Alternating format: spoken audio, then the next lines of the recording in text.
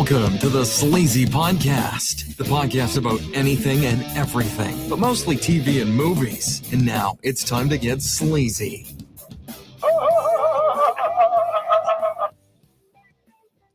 All right, welcome back, everybody, for another fun episode of the Sleazy Podcast, the world-renowned Sleazy Podcast. Let's make sure we get that in there. I am one of your hosts, Sleazy, with Mr. PBS. I am joined by... Howdy. And, of course, the one and only Robzilla. Hello. How you doing today, Bubby? Doing just fine. Yeah? Yeah. I'm Bubby. I'm Bubby. glad Wobby made it to the podcast today. You sound like the guy from what was it? Big Bang Theory. I forget his name. Oh, yeah. He's always fighting with Sheldon. Yeah. He's like Sheldon.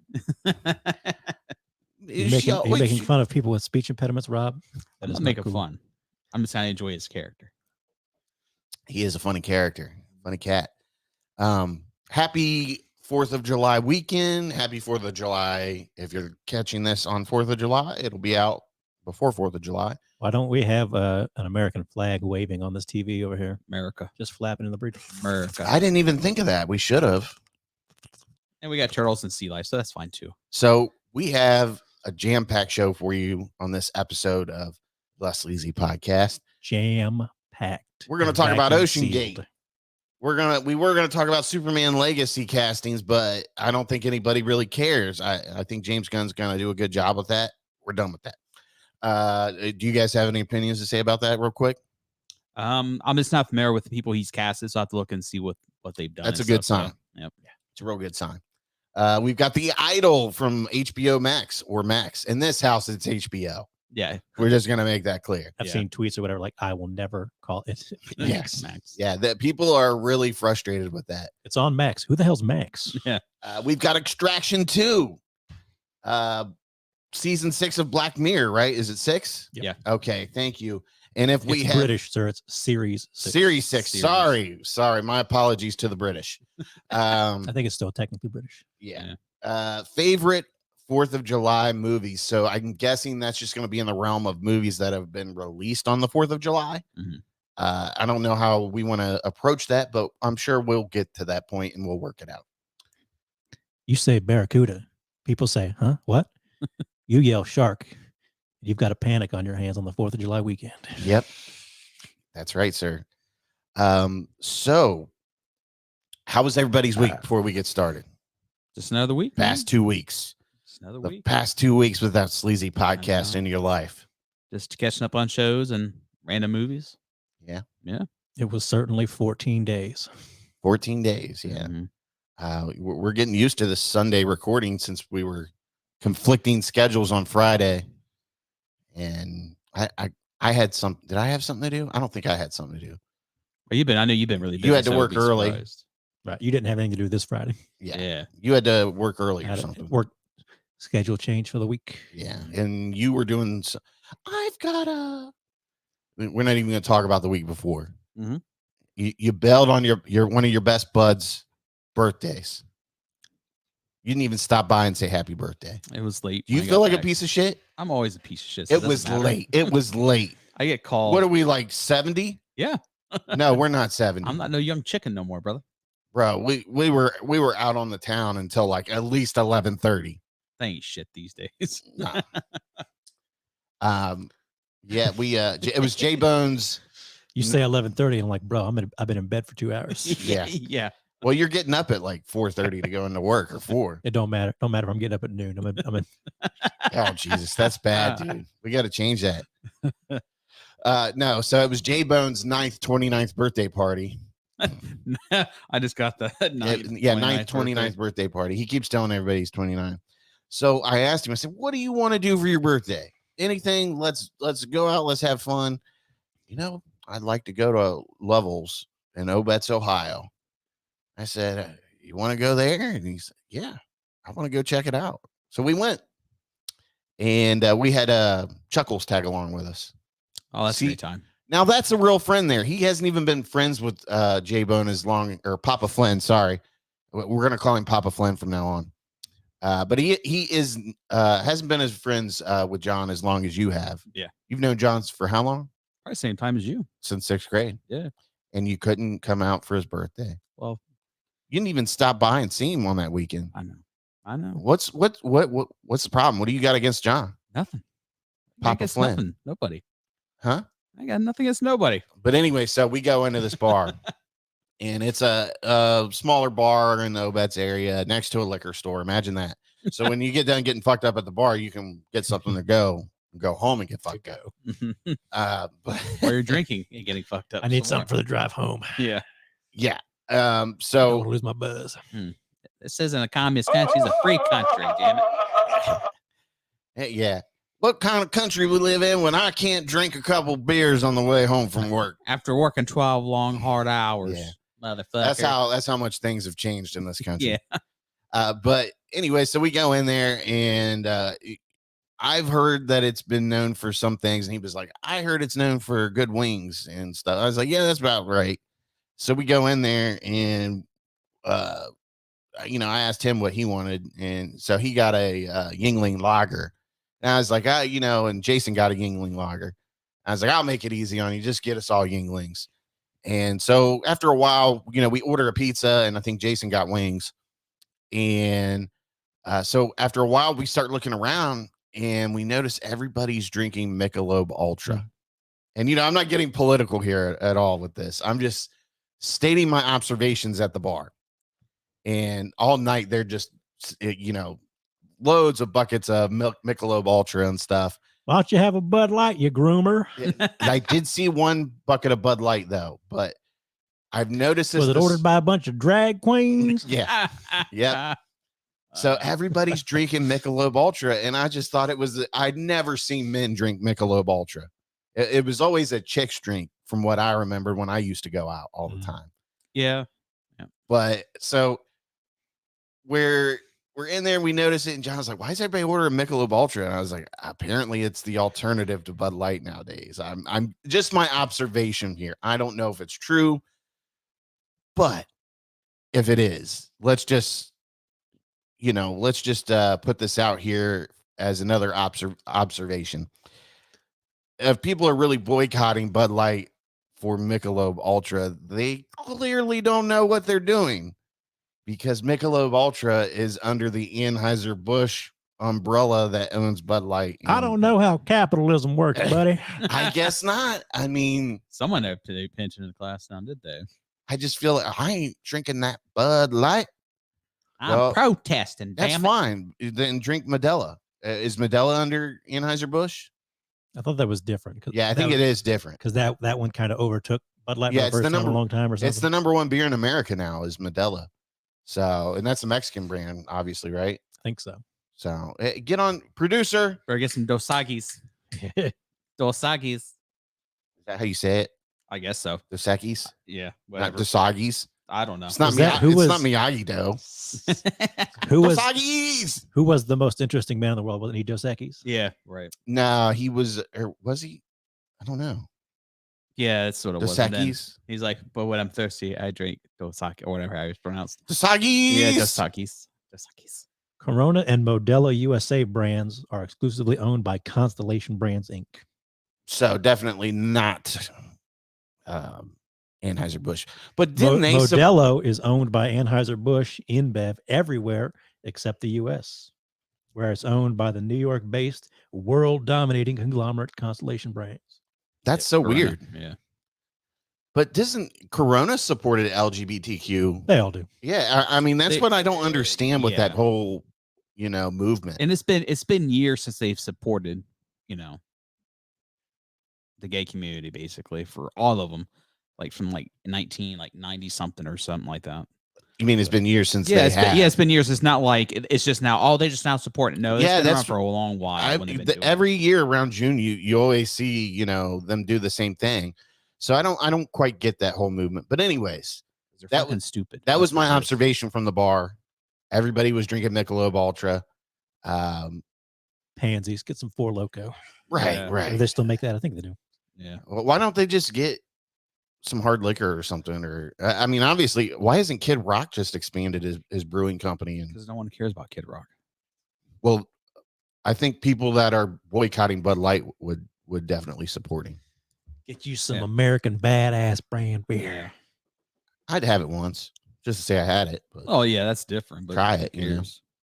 Can I get the ball with the ball black and tan? You sure I'm can. an American beer drinker. But Oh, yeah. yeah, so that was fun. I got to give a shout out to my guy Johnny B. He got me out of the house last night. I got to see a very old softball friend, Sheldon. He had a pretty kick-ass 4th of July party. Look fun. Yeah, he said they had him and his neighbor go together and buy fireworks, and he told me they had about $5,000 worth of fireworks. Jesus Christ. It was dude. like a 40-minute fucking show, dude. But I mean, it was awesome. Like, Oh, yeah. everybody on his porch was just like, ooh, ah, oh. So it was good. And they had a nice little playlist of American themed music playing. So it was a fun time. I always got to play the guessing game. Are the neighbors shooting or shooting fireworks? Yeah. I know it's 50-50 shot. What's it's going with? Well, it's funny. I got home at about 11:30ish, almost midnight. And I get down. Well, I didn't get down. I went to my room. I didn't come down to the studio. And as I'm, catching up on social media and stuff, I just hear pop, pop, pop, pop, pop, pop. I'm like, man, somebody's out late with this shit. Like, I don't care if people set fireworks off, but after a certain time, let's give it a rest. Yeah. Save stay out there save and it, drink. Save all it you for want. 4th of July. Yeah. Right. Drink all you want, but just save that shit for 4th of I July. feel like fireworks season now is like May to August. Like, it's just relentless. These people, because they get everything discounted after the 4th of July, and they still fucking set them off. Yeah. But I feel bad for dogs, and obviously veterans that have a hard time with it. Yeah. But yeah, so that was my night last night and my weeks leading up to the show. So we had quite the week with the OceanGate story. Fantastic memes, by the way. I just like to thank everybody who's ever done those. It has spawned relentless TikToks and memes. And so, first of all, for those who are living under a rock that don't know about this, For those who are living under the Titanic, I'll let Mr. PBS describe this event because he probably can get it all out there better than I could. well, basically we have companies called OceanGate, right? And the guy, the former CEO, Stockton Rush, I believe is his last name, takes his paying customers down to see the Titanic. I was under the impression that this was maybe like a thing that had been going on for a while originally, but as the story kind of progressed, I wasn't so sure. So I think maybe he did it like 1 or 2 times or something like that. And he was still I guess he was still in like the testing phase in a way of doing some of this stuff. Well, I think this was the 25th Was it? Okay. thing down there. Okay. So It is Stockton Rush. 25th. What do they call that? Exploration. Exploration. Yeah, exploration. So he took down, was it 5 people and him or 5 people total? 5 people total. Various millionaire, billionaire types and adventuring types. And they got smushed. Yeah. To put it bluntly. The search was on for about a week there. We thought perhaps the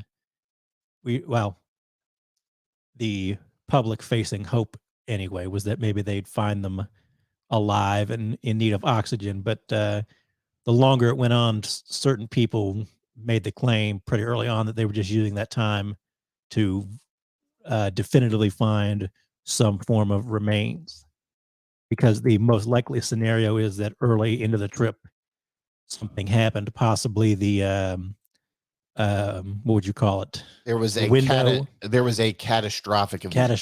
Failure. Yes. that either had something to do with perhaps their window not being up to depth specifications.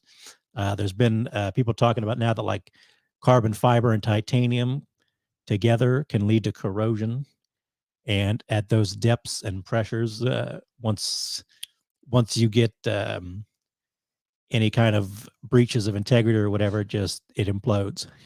And the thing about this vessel was it was he skipped a lot of and industry standards. yes. And like, you're not supposed to, if you're going to make a sub that goes that deep, it's got to be titanium.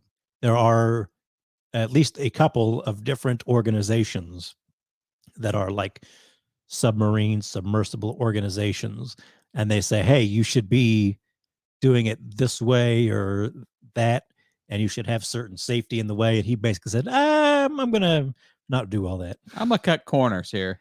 I'm gonna see if I can do it my way. Yeah.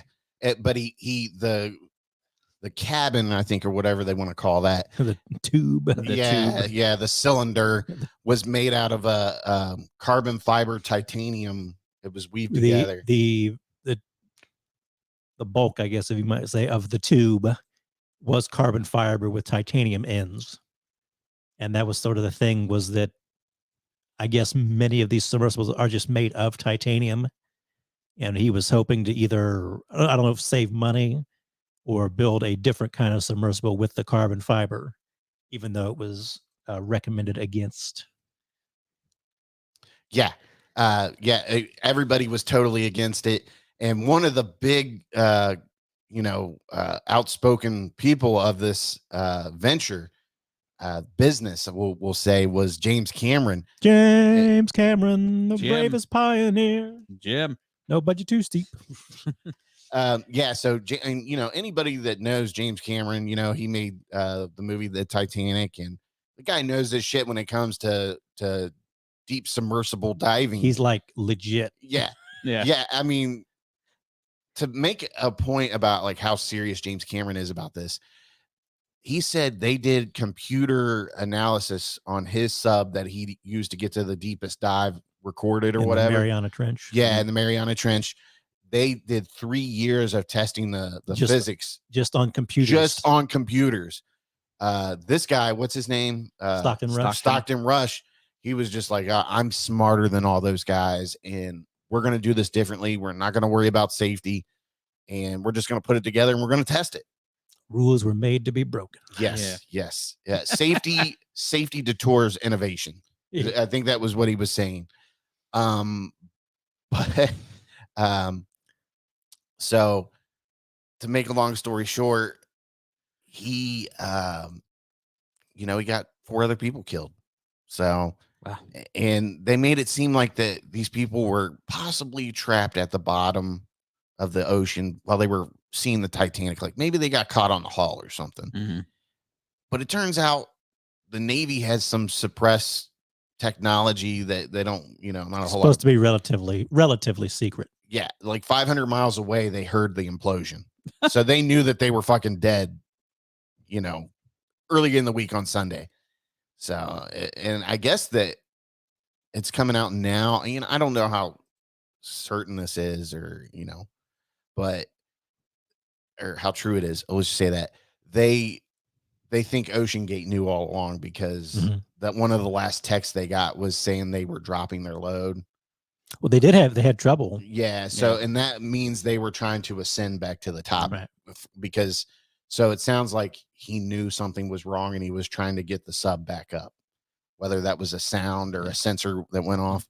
But to show you how makeshift this submarine was, he used titanium ends, right, and they bolted the submarine shut from the outside.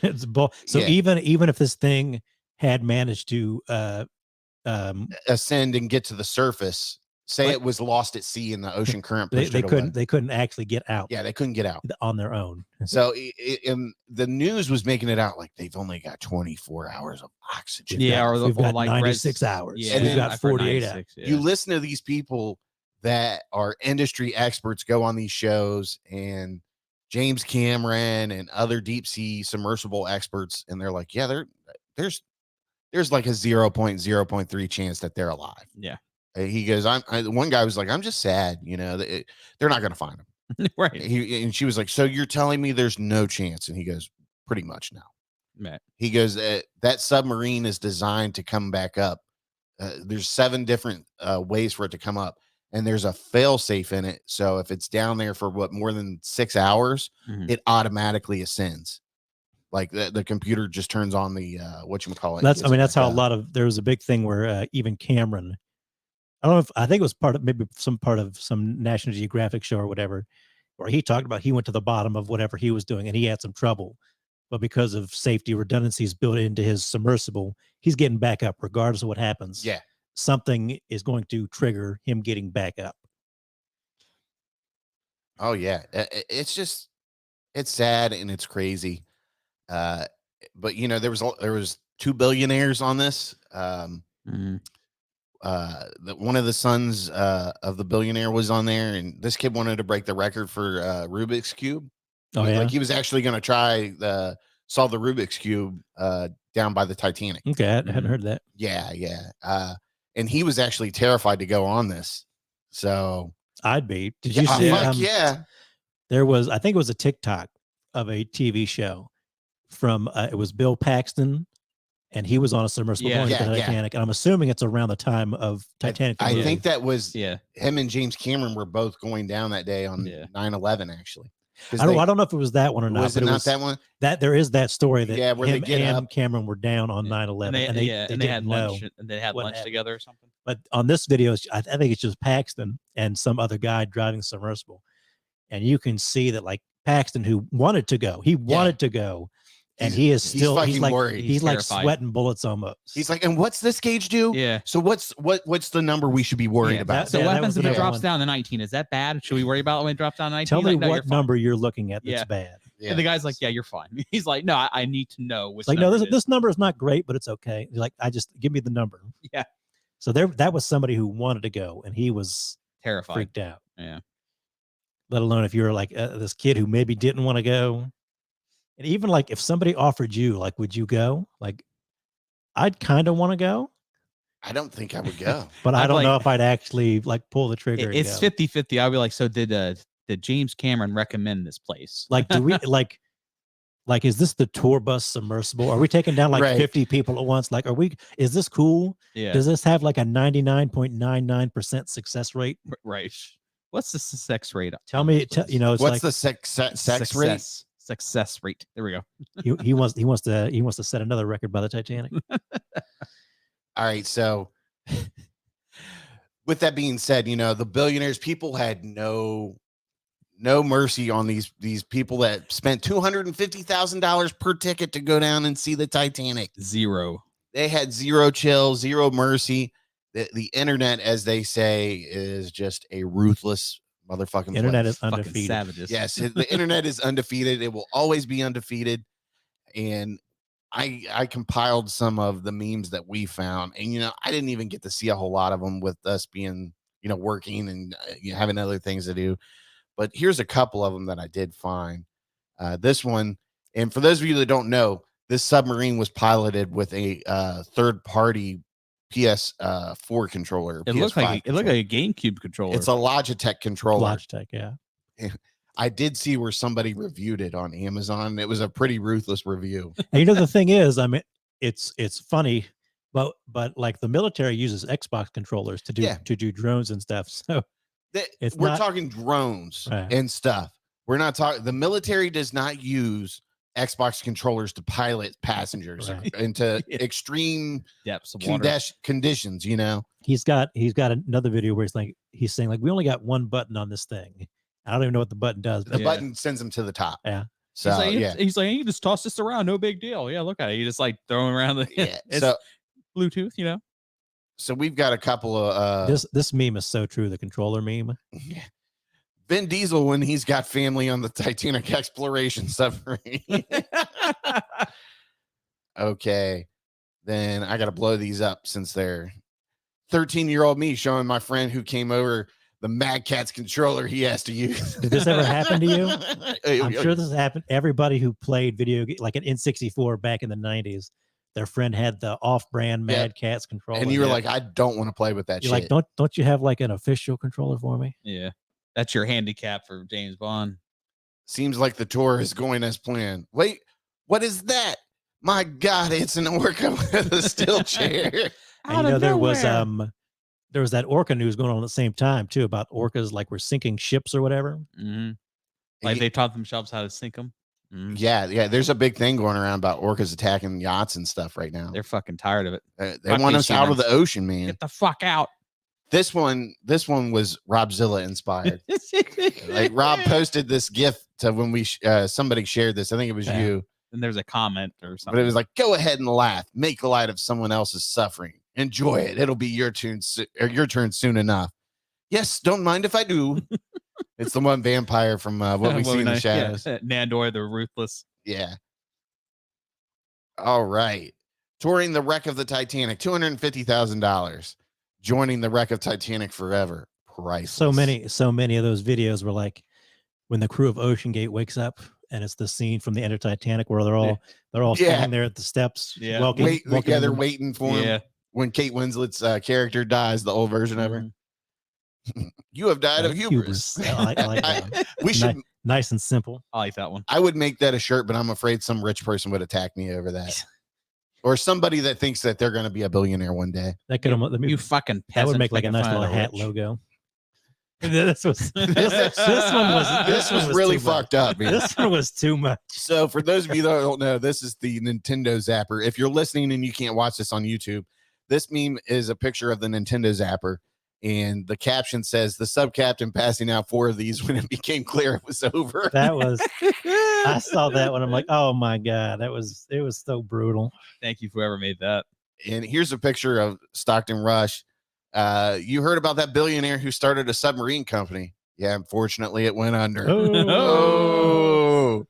Got smushed. And did you see the bathroom too when he was like doing the tour? He's like, "Oh, here's the bathroom." There's a little toilet that you can take a piss in. It wasn't even in. a toilet. It looked like a little safe. I thought it was like a little bag or something. It's just a holding spot for like a jar to put piss in. Yeah. Something like that. You know when you have to take a piss in the hospital, it's one of those. Jug. Yeah, the jug. And they had like a little curtain you can do it, even though it holds 4 people. Like, we know what's going on. Man, dude, that's one thing. If you're doing that, you got to get a piss and a shit in before you get out. Yeah, you better not have anything or drink anything. Because it's going to be really uncomfortable because you're all sitting Indian style in that tiny fucking cylinder. Yeah.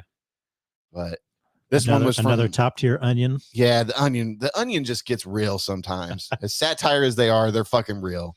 Critics say submersible should have been tested with poor passengers first. It's the truth. Yeah, it really is. I was thinking to myself, like, I hope somebody sues the hell out of this company, but like everybody on it was rich already, so it wouldn't really matter. Titanic 2. No sub on Earth could get any cheaper. It's got a little Xbox Logitech controller and a picture of Stockton Rush. It's funny the where it says where the stars' names are. It says Logitech F-17 and Stockton Rush. He even sounds like a fucking villain, Stockton Rush. He just sounds like somebody who thinks they're smarter than everybody. Yeah, and he's really fucking stupid. Yeah, it's this guy did have engineering degree, so I mean he wasn't stupid, but he was stupid. But no. No, he's stupid. I mean, he's smart, but he is stupid. Here's the difference between that, man, and you'll find this with a lot of people that are really smart. They can be as book smart as they come. They can solve equations, cure cancer, or whatnot. But at the end of the day, they lack common sense. He thought he was being innovative. Yeah. He thought like, I'm going to break these rules for the better. Yeah. And you're not. And on this was one place where the rules were in place for a very good reason. Right. The thing that would have been right would be sending this down, obviously without anybody in it, multiple times over and over again, testing it in a computer for a couple of years, like James Cameron mentioned, and then having people that specialize in the industry, certify it or whatever you want. But he knew the answer, and he knew what the people were telling him, and what he thought maybe they were just trying to keep him out of the business or whatever. I mean, obviously they want to know, they want to improve the business or whatnot to a certain degree, but he didn't want to listen to him. And so, hey, you pay.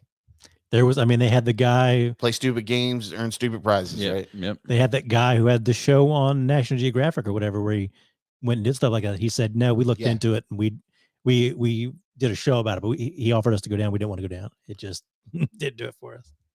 Okay. So this one has a guy throwing a controller and it says me getting upset and throwing the controller.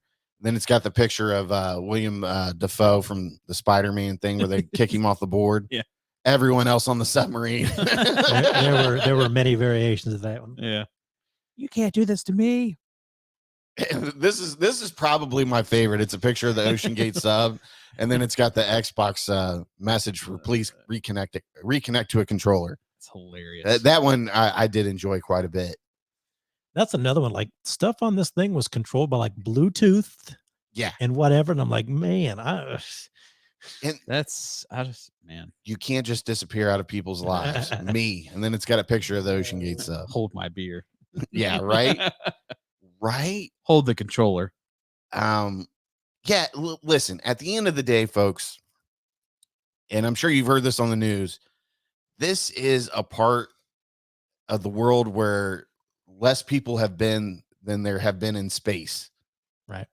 So to think you're going to have a $250,000 ticket to go see the Titanic for once in a lifetime, and there's not some sort of danger, like why hasn't anybody else thought of this business? Right. And is taking regular everyday people that can afford the ticket down there, because there's a certain risk and they don't want to kill somebody and get sued over it. Yeah. But I guess they were saying, they did sign the waivers, everybody that rode the Titanic, or not the Titanic, the OceanGate. they're riding it now. Yeah, they're definitely down with the Titanic people now. But so they signed waivers so the family can't sue them unless they know that OceanGate ignored warnings that the submarine was unsafe. And it sounds like they sort of did. So looking at it, you're like, this ain't fucking right. I saw where one guy shared his emails from like a year ago, him begging him not to take passengers anymore. He was like, you need to keep testing this, because this guy was thinking submersible expert. Yeah, he was like, the more you take it down there, the more pressure is going to beat that submarine up, and it's eventually going to implode. And he was right. But man, and everybody's like, well, man, that's just a terrible death. But it sounds, they had, doctors analyze it and stuff on the news, and they said the time that it took to implode and the time it would take your brain to register anything, it was literally like lights out. People didn't feel anything. It's like milliseconds. Yeah. They said it was like 1 or 2 milliseconds, and it takes your brain like 4 to 5 milliseconds to feel or to register any pain. But it supposedly it turned them into just gel. Gel. Yeah. Not to be too graphic about it, but you liquefy. And if you're interested in seeing the effects of this, Mythbusters actually did a thing where they didn't even go down that far. What was that, 125 Well, feet? a lot of these stuff, they don't even have to go down. You see it maybe pop up on TikToks and YouTube, where they they heat up a barrel of something and they put it in like ice. Yeah. And they water it down or whatever. Mythbusters actually put like a dummy human inside a submarine diving suit, and they went down to a certain pressure, and you just see the helmet implode and everything inside of it just goes. Well, you shared the video, I think, of like the steel ball or something. Yeah, that's crazy. Yeah. And where they drop it in the tank, and it just it crushes it like it's like it's in half of solid steel ball or whatever. It's insane, dude. I mean, that's all you can say. I suppose if you got to go, it's better than slowly being oxygen deprived for 96 hours. Yeah. I mean, And obviously, if you had a choice. If I had to pick between that or sitting at the bottom of the ocean and knowing I'm fucking dead and can't get out, and just having to listen to Stockton Rush tell me, oh, well, this just happens, they're gonna get us eventually, I think I'd choose the implosion. Mutiny on this fucking ship. Yeah. But and they said there was like human remains in the whatever, because they found 5 pieces of it. Yeah. So obviously they found that one end and the other end, and all the titanium parts. Yeah, the titanium parts are what lasted. So I guess somebody, I don't know how true this is either, but I saw where somebody zoomed in on one of the pictures and they thought they saw the controller on the ocean floor. They were probably hoping they saw it. I'm like, how is that possible? Yeah, wouldn't that be like remember when Tiger Woods hit the Nike golf ball or whatever, like right up to the hole? Yeah. And right before it falls in, the Nike logo's there. Yeah. Like what kind of ad advertisement would that be? Like, here's your Logitech controller down by the Titanic. You want to talk about third-party controllers?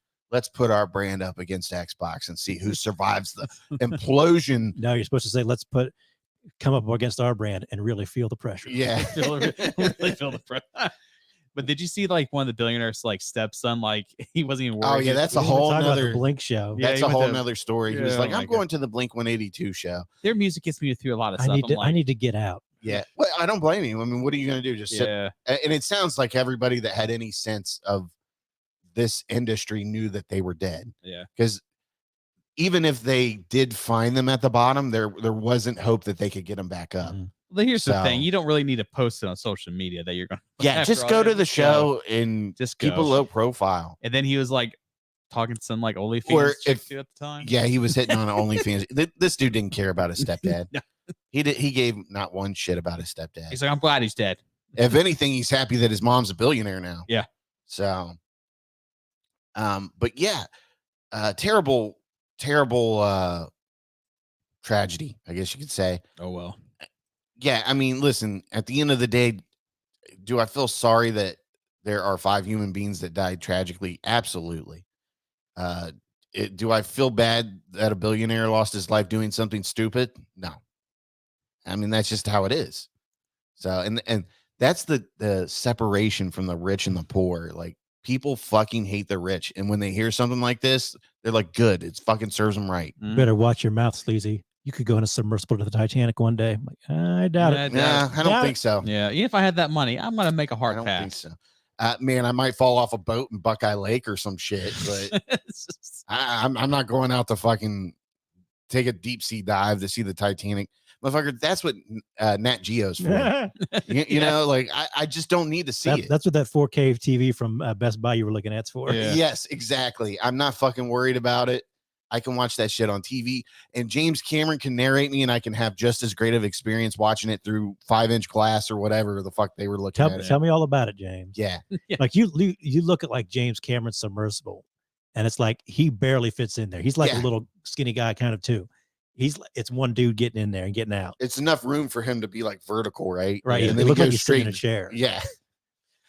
Man, it kills me.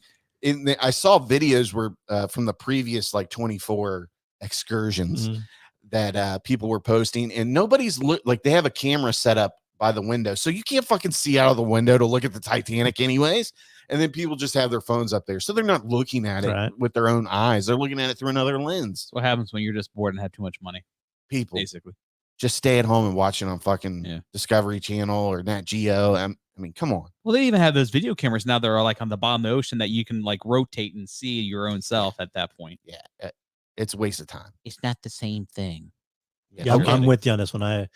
I do feel bad that 4 people or 5 people, whatever, lost their lives. But at the same time, I'm like, I'm not gonna deprive the internet of, you know. I mean, you got to the think joy. it's like why do people watch horror movies? Because it's like, boy, I'm glad I'm not those people. Yeah, Yeah. Well, it's that's funny. like the perfect analogy for that. Like the day they went missing, Hot Sauce sent when it was getting out in the news that they've been missing for a day or two. Hot Sauce sent a Too meme. soon? Too soon. He sent a meme, and then he was like, "Too soon?" ? And I was Never. like, "Absolutely Definitely not, not. dude. Let it rip. Let the memes rip, baby." All right. So now that we've talked about the billionaires perishing at the bottom of the sea with the Titanic, we can move on to the HBO original. Let's just give no credence to Max anymore. It's all HBO originals, HBO. unless it's a Discovery Plus original. Then Right. it's Discovery Plus original. So the HBO original, The Idol, starring The Weeknd and Johnny. Aren't they calling him by his real name now? I thought Yeah, that was like yeah, a big yeah. deal. They're calling him by his real name. Yeah. So it's The Weeknd starring it's The Idol starring The Weeknd and Lily Depp Rose is her name? Lily Rose Depp. Something like Lily that. Rose. I thought it was Lily. Lily Depp Rose, or is it Lily Rose Depp? Lily Rose Depp. Okay. Well, Johnny Depp's daughter. So I was actually really excited for this when I heard the guy that Weekend. no, not The Weeknd. I'm not excited because The Weeknd's in it. I don't give a shit about The Weeknd. I'd like a couple of his songs, but I'm not like, oh my God, The Weeknd's in it. I gotta watch this shit. I heard Right. everybody's working for the weekend, so Yeah. Hmm. Maybe back in the maybe back in the 80s. grown. Mm-hmm. But the guy that did Euphoria, that directed Euphoria, Sam Levinson, I think is his name. Looks right. Yeah. So he took over for this. I guess there was another person running the show, and there was some discrepancies in a late departure or whatever, and he came in and did it. So Yeah, Sam Levinson. Mhm. Sam Levinson, there we go. Levinson. Sam Levinson, yeah, that's his name. But anyways, he came in and took over the show. So okay, my first take, I'm 4 episodes in. I watched the first one. I got The there. finale is tonight, and Oh, really? It's only 5 episodes. wow. It was supposed to be 6, and they were like, cut it down to 5. And I think they can say all the bullshit they want. Well, Sam took it over and he was able to make it into 5. Based on like last week's episode, how do you end a series with one more episode like this? I just don't get it. But okay, so my impression of this show, I feel like it's this generation's version of Showgirls.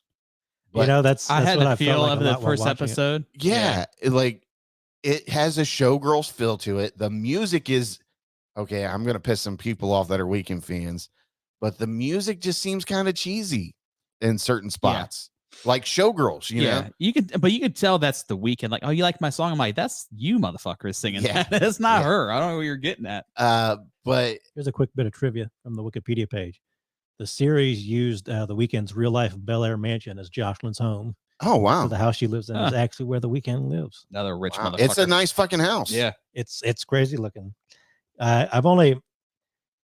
I first kind of became interested in this series because I heard there's sort of a horror angle in a way, because the Weeknd's character is maybe in a cult or something like that. Yeah.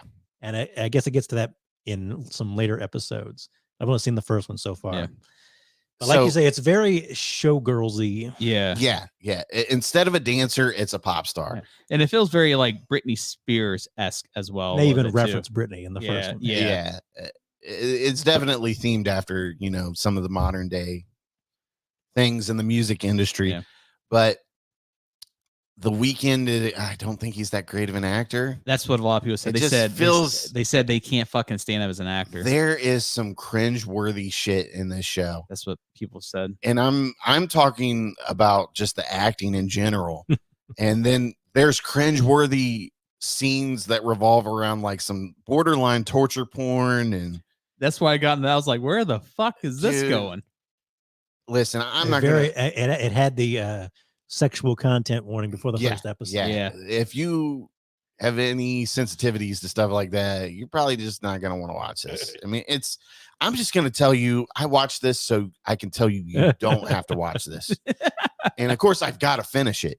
You got to. There's only one episode, so I got to finish it because it's gonna get canceled. There's no way they bring that back for another season. Yeah. It's like they're gonna wrap this up. Obviously they don't share their streaming numbers, I don't believe, but I don't think it's doing too hot. Okay. So I think they can say whatever they want. I think it's struggling and they're like, cut it down to 5 now. Mhm. Let's wash our hands of this shit and move on. It was nice working with you, Weekend. Somebody said they probably just cut all the bad sex scenes out of the last 2 episodes and put it into 1 episode. And listen, I'm all for seeing a beautiful woman, show what she's got and flaunt it on late night pay-per-view TV or whatever you want to call it. Yeah. But it's just not good, man. And it reminds me of old like Cinemax stuff too. That's how the feel of the first episode, like he says, showgirlsy, and it's got that Cinemax feel to it. Yeah, it's like shit that you watched. Like you wait until your parents go to bed and you watched it just to see the sex scenes. So it's you're flipping through that TV Guide channel and yeah. that little N for nudity comes on. You're like, Yeah. okay, we'll check it out. 11:30 I've gotta on see Saturday this. night. Oh yeah, party time. Yep. But and I'm not even gonna spoil this by telling you this, but there's a scene where he's like, tell me all about your fears or some shit like that. And he's trying to get, something that tortures her out of her or whatever to get her motivated, to get her heart into a song or some shit. I don't know. Now you can sing. But she talks about her mom controlling her life and how if she didn't do things the right way or her mom's way, she would beat her with this brush. So he's like, go get the brush. And of course she does. It shows her going into the room and getting the brush. And then before you know it, it's just him hitting it from behind and just beating the shit out of her with this brush, and you're like, what the fuck's going on here? Some Like, kind of 50 Shades of Grey stuff. what am I watching here? Like, this isn't even arousing of any. Like, It's not even hot. Yeah, it's just, it's not even entertaining. I'm just done with this. Like, can it just end? Like for me, I enjoyed the first like maybe half hour of the first episode. I liked all the people trying to figure out some picture that gets leaked. It's Hank Azaria, Dan Levy. Yeah. That's just to me, like, if they made a series of that, just them trying to fix her shit, it'd been hilarious. It's got a good cast, but it's just way too dark and way too cheesy in certain points. And there's just not, I don't even think what's her face needs to be in this. I mean, obviously she's in it probably because she's the only one that would take all the nudity and torture scenes. But I just Lily Rose. I don't see her acting much after this. She grew up around her daddy, so she's whatever. Yeah. I appreciate she has a phenomenal ass, by the way. I appreciate like this attempt to make like an adult series. Yeah. But it's kind of like the same thing that happened with Showgirls. They dial it up a little too high. Yeah. And you've kind of circled all the way back around to silliness. Well, it's like you said, they dial it up way too high, but there's just not the level of talent that needs to be there to meet it, to keep that direction, Well, it's like you've gone from wow, that's kind of hot to wow, that's kind of wow. Yeah. Yeah. It's kind of hot to like, yeah, I don't know about that. I'm just not digging it. And I'm ready for it to end. And the only reason why I watched it was to have something to talk about on the show. But I really wanted it to be good. I've heard so much about it that I had to watch at least an episode just to be like, is it? Can it be? Go get your brush. Well, just like I said, like if they made a series, like if they want to do like a comedy of her just fucking up and then those guys fixing it, I feel like it'd be a better show. It would have been a better if it had some comedy in it here and there. And that show is hilarious. Did you see the part where he's driving around? Well, they're having her assistant drive them around town in her convertible. Like, it's so like a commercial. He's full on eating her out in the back seat while they're driving down California or whatever. And I mean, people are just walking on the sidewalk and he's eating her out like it's no thing, The Weeknd's like, oh, I get to have the fun with Miss Depp. Yeah, I'm in the show. Yeah. And like I said, I'm all for some explicit scenes. Yeah. But there's the scene toward the end of that first episode where he's like, you sing like you've never had sex. Like, what? I know, he like puts it over her head and like strangles her. He puts the thing on now. Open your mouth. Open your mouth. Now you I'm like, where the fuck is this going? I'm like, now you can sing. Now you can sing. And it cuts off all dramatic. Like, what the fuck is this? That makes a comeback when they're in the studio. Yeah. And I don't even care about spoiling it. So there's a part where they're recording in the studio and they do, she's like, can you go get it? So he goes and puts it around her and she's singing, and full on they have engineers in there recording it, and the whole crew comes in to record for her. And then she's got her assistants and then the bigger black lady that's in it. That's like her manager or whatever. Yeah. She's got like 3 managers or something. Yeah. It's weird. But so she's watching it, and all of a sudden he just starts fingering her while she's recording. She's trying to sing a note. And she's like, moaning in the middle of her thing. And he's like, this is going to be good. like just the outrageousness of it. Well, even Dan Levy's character is hilarious. So like they say something, he's like, I'm in the fucking Twilight Zone today. It feels like something that would be in a modern age Twilight Zone of some sort. Yeah. It's not fucking good, and it's not HBO quality. I kind of hate all these shows anymore about it's just so tough to be famous and wealthy. Right. All you have to do is shut the fuck up and not do nothing stupid. That's all you have to do. I get it that being a creative person is tough. Like you see, you can't go a day on TikTok without seeing some of them, like the Taylor Swift tour. Yeah. And it's pretty clear. She's out there busting her ass, singing her songs, putting on a good show for a lot of people, making a ton of money. And just like anybody who has a job, I have sympathy for that. But you're not going to catch me being like boohoo Taylor Swift or, right. Even kind of Britney Spears. Yeah, she had trouble and now she's got her money back and whatever's going on. What the fuck she's doing. She's not living a terrible life though. Yeah. I mean, even when she was under lock and key, she's still living in a big house and on the beach every day. And That's what I'm saying. Like, oh, you can't go to the movies? Oh, that's okay. I have my own fucking movie theater. I Yeah. mean, like, come on now. These people, they're not hurting for anything. Right. We're I have sympathy for you as a human being, but that's about it. Yeah. It just doesn't feel HBO quality. Like it feels like it should have been on Tubi or Yeah. Cinemax. You- Probably you have Cinemax. You have a rat tail. What? Yeah. And how ridiculous does he look with that He fucking looks thing? fucking stupid. I know it. Who at HBO? This looks good. Who at HBO is like, man, The green Weeknd. light. We got The Weeknd. It's gonna get views, and we're talking multiple seasons here. How about we just have Weekend do the music? Have Is you that seen fine? Johnny Depp's daughter's ass? I mean, come on. Look at those cheeks. All cheeked up on a Sunday. What if we put a scene with her masturbating with a glass cup in it, and it gets really intense, and she cuts her thighs, but she keeps going? That's gonna get lots of people coming back every week to see what else she fucking does. The fucking That- struggle. That really gets me going. The struggle. Or even at the first part, she just choking herself to death. It's like, do it harder. Shut up, fat ass. Open your mouth. Oh man, I'm sorry. That got me. I was like, what the fuck, man? We need to download like all of like his best one-liners from that show and just hit them on the next show. Okay, so moving along, Sorry. It's just funny. Extraction 2 came out on Netflix. What was it? Last weekend No, I think even before that. or 2 Yeah. weekends ago? Yeah. Maybe it came out when we recorded last. Well, it's just there's just certain shows I'm like, oh, it came out already. I didn't know like The Witcher 2 came out. And I was like, oh. This is Chrissy Hemsworth's second Extraction movie. Brownie and I sat and watched Extraction 2. That's why I couldn't make it out. We'll get into it in a sec, the plot, but there's a great part in the movie where Chris Hemsworth got to go in and get these people out of the jail, and the bad guy comes in. I can't remember what he says now. He says like June 16th. It came out this June this 16th. wasn't a something or other. It was revenge or something like that. Like, no, it should have been this wasn't a whatever. It was an extraction. Yeah. Oh, you put the title right in there.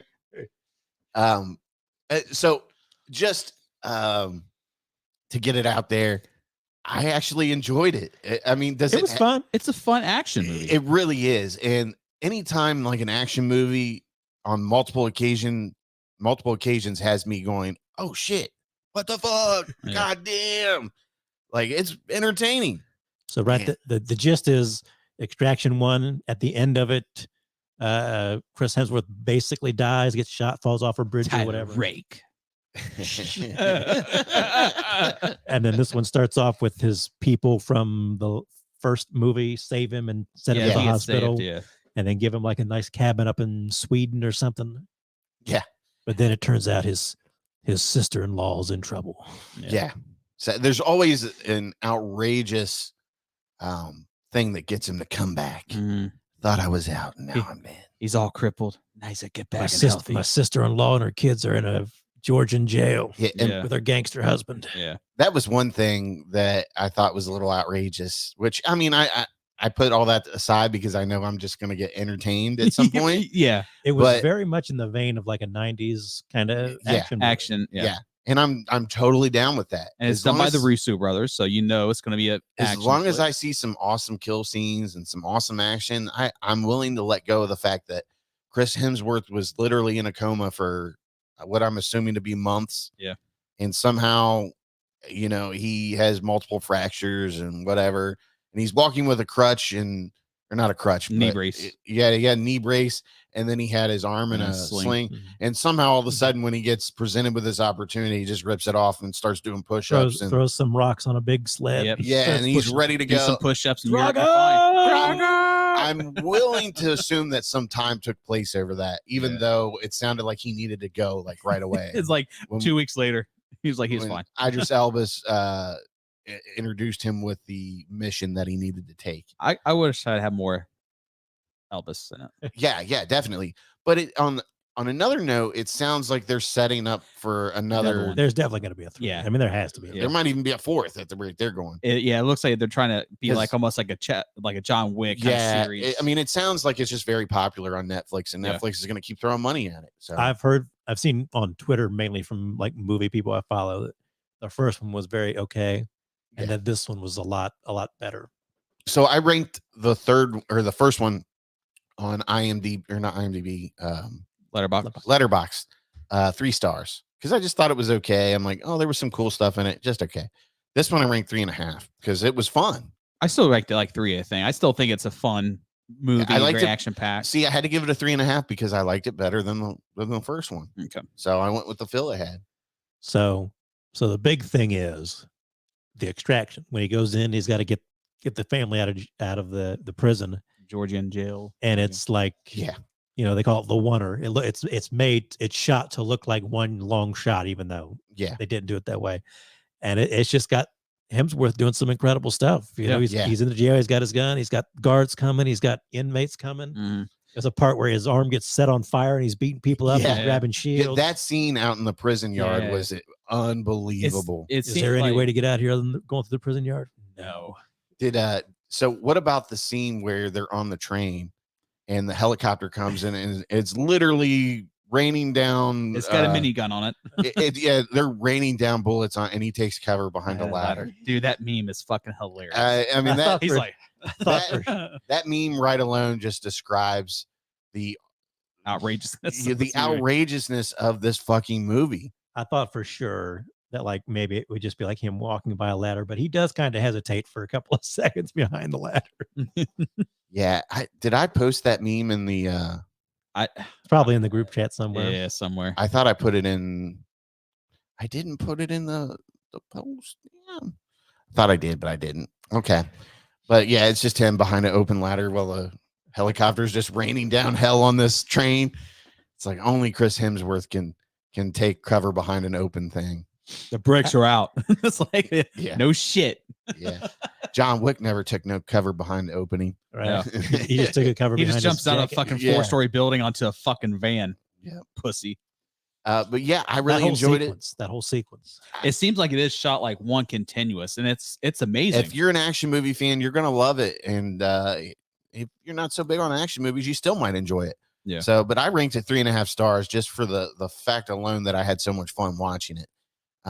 And there are some brutal scenes in it too that you're gonna be like, shit. But yeah, I totally enjoyed it. A phenomenal movie as far as like Netflix style goes. Yeah, you know, it's Netflix probably style action. It's probably one of the better Netflix movies. I probably would have seen this in a theater. Yeah. Oh yeah, I would have went and saw this theater, in the theater. And Between the that buzz and- had been what it was. I'll see that in the Gray Man probably for me. Yeah. I think this one and the Gray Man are probably right on the same level. Yeah, right. So My problem with it is it's 2 hours long. It's your usual kind of Netflix movie that's like 10 minutes too long. There's a scene where they introduce him in the beginning where they're like, the guy walks in and tells the bad guy, your brother just got 10 more years in jail. And then the very next scene, he's talking to the governor, like, I heard you just gave my brother 10 more years in jail. It's like, you could have just cut out the part where he told him the first time. So you're just going to repeat it. I didn't have a choice. did you have a hard time taking the villains seriously?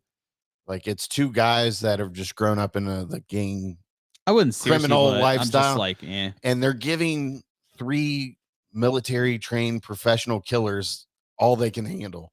Well, you know, it's about family. Yeah, I guess so. I guess family motivates you to kill fucking trained killers. I mean, that's the problem. That's a crack team. Yeah, but you got the bodies to throw at it. Like I said, my big problem was that second hour just kind of started to drag for me. Really, I thought the first part of it, I was just kind of like, we can just kind of show them progressing through different montages.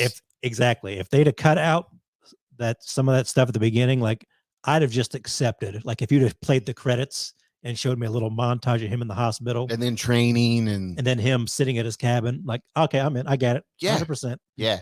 Like they really just as ridiculous. Yes. Do I believe it just as much? Yes. They really didn't need to go into the whole like different multiple scenes of them sitting continuously by his bed and and like, should we pull the plug? He's not gonna wake up.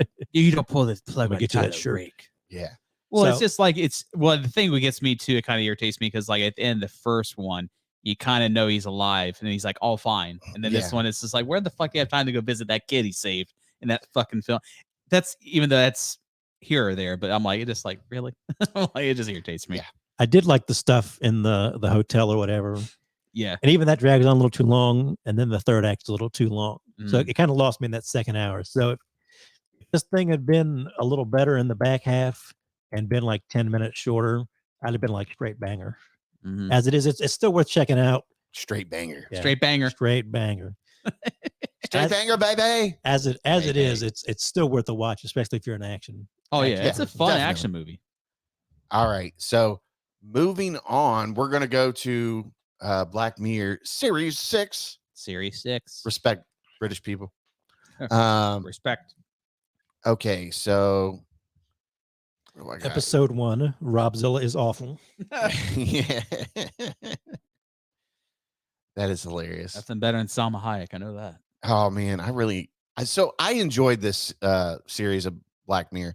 I didn't even watch the last series until I watched this one. I'll have to go back because I've heard when it came out, a lot of people didn't like it because it's only like 3 episodes and each one's like an hour and a half. So it's like movies basically.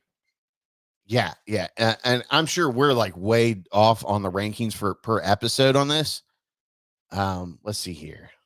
So let me share the screen for those viewing on YouTube.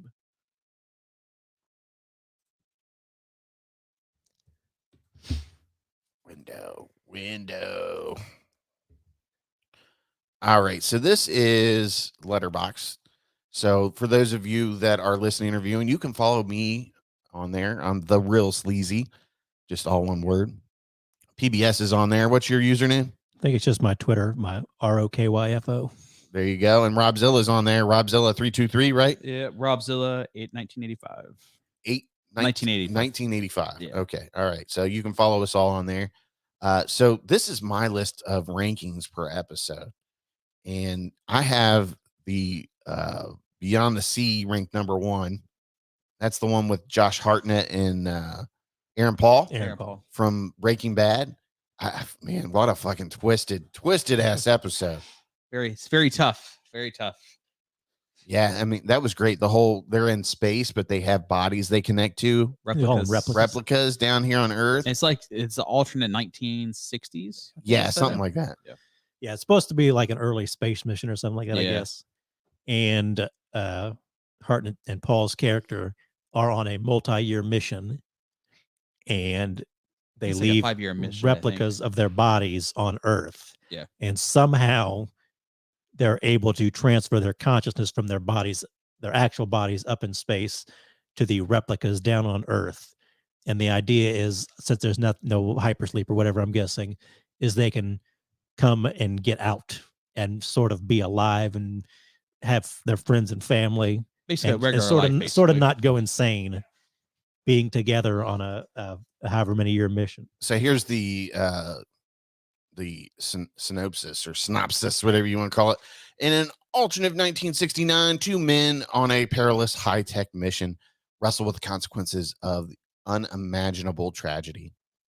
So, but anyways, one guy's replica and his whole wife family get killed, and they offered to let him use the replica of the fellow astronaut.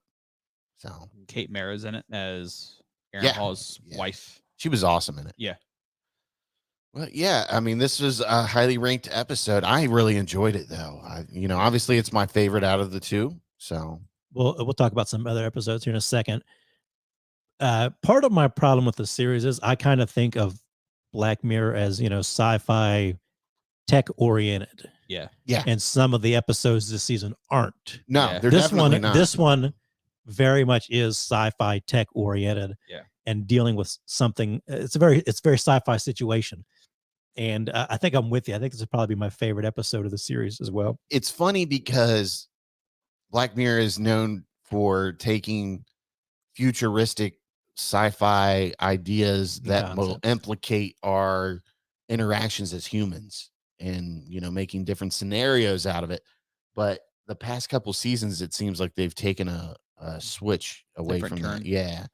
We'll get to some of those in a second. And it's kind of turning into like a Twilight Zone. Just an anthology. Yeah, just a different kind of anthology. I will say I didn't love like the very ending of this. This was like an 80-minute episode. Yeah, it's it was almost a long mini one. movie. Yeah.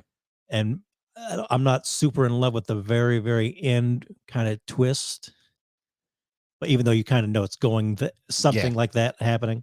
But I thought this was a very solid science fiction episode. There's lots of Hartnett's character recommends her, like The Moon is a Harsh Mistress by Heinlein, who did Starship Troopers. So there's quite a few science fiction references in this one. I was really into that it. ending for this one had me like, oh damn. I was like, that's wow. It's a very Black Mirror episode. Yes, it's very very not happy ending, let's just say, very dark. Yeah. Okay, so my second one that I have ranked second of this season was Maisie Day. So Rob knows me. This was right up my fucking alley. I wasn't into it that well. The last, for me, 12 to 15 minutes made the Oh yeah. The last 12 to 15 when it hits, it fucking hits. Yeah. And I fucking loved it, man. Yeah. It satisfied me. This is one for me that's not particularly Black Mirror-y. It's definitely not. Really there's a lot, with the paparazzi stuff. I thought that was like a good message. Early in the episode, she catches a TV actor or whatever with his gay lover outside of a hotel. Right. And she takes the pictures and sells them, and then it turns out the guy kills himself and all that. So it was sort of that. I like that message, just because I don't understand like paparazzi stuff. Like I don't care what my favorite movie star's doing, as long as it's not like illegal. Right. If they're gay and they're not supposed to be, whatever, okay, go enjoy your they're life. not running a child underground child, and it's how their local Pizza Hut. It's not technology based, but it just those references with the computers, the cameras. They had the first like iPad shuffle. That sort of reference, that throwback. So the dial connecting and all that. So, anyways, here's the description for this one. A troubled starlet is dogged by invasive paparazzi while dealing with the consequences of a hit and run incident and many other things. We'll just say that. But I digged it, man. And like you said, it takes a while to get to where it's going, but that last 15 minutes of it's great. It does take like a right turn. Yeah. You're like, oh, well, I didn't. You're like, wow, I was not fucking expecting this. Yeah, expecting something completely different. But yeah, I ranked it 2 out of all these episodes. That's how much I liked the ending of it. And sometimes things start out really slow, but the ending just pays off and makes it. It's the payoff. Yep. All right. That'd be a lower one for me because it's not very Black Mirror, but it was. I enjoyed it. I think if you solely based it on previous Black Mirrors, it's on the very end. Mm-hmm. If you want to rank it that way, but if you want to rank it on just a good episode of something, then it's up there. Mm-hmm. All right. So the next one I have ranked number 3 is Black Mirror. Joan is awful. Robzilla is awful. And this one is an average woman is stunned to discover a global streaming platform has launched a prestige TV drama adaptation of her life. Streamberry. I love that. I love that so much. In which she is portrayed by Hollywood A-lister Salma Hayek. Boy, did they not just shit on Netflix on this one? Oh, they did. That was this one and the next one we'll talk about in a way, but especially this one. They're going after Netflix. They're going after like AI generated content, shows and scripts. There was a what am I thinking? Oh, because it talks about how Michael Cera's got a great cameo kind of in this toward the end where he kind of lays things out. Yeah. Michael Cera was I don't want to get into it too deep in this one. It's going after Netflix. It's going after AI. I like how it's going after. My biggest problem with the episode is I wrote in my letterbox review, South Park did it, because if you remember the South Park episode where Stan, I think, keeps hitting yes on like the Apple contracts. Yeah, the contracts. And they put him in the human centipede. The terms of service. And he's like, and he keeps doing it, and they keep putting him back in the human centipede. Like, you got to learn to read the terms of service. There's a whole scene in this episode where they're talking about, they can do this as part of your terms of service. Yeah. As watching Streamberry. That you can, they can take over your life basically. And look who's first on the review here. Reviews from friends. South Park did it. ... Sort of. I love that review. That's a great fucking review right there. It's nice and to the point. That was one that I the whole time I'm just thinking South Park did it, because there's the episode of South Park where he says Simpsons did it. And that episode actually has the one chick from is it Annie Murphy from what's the show I'm thinking of? Schitt's Creek. Yes, Schitt's Creek.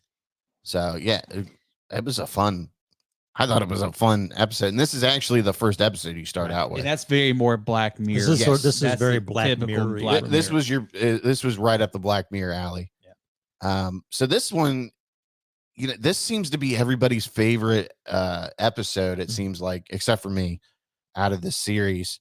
And this one is Loch Henry.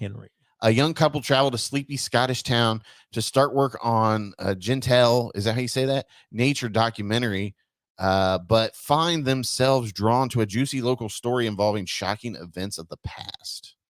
I still enjoyed the episode. This is one I liked. Mm-hmm. It's one that's sort of Black Mirror-y, mainly kind of the twist, I think, toward the end.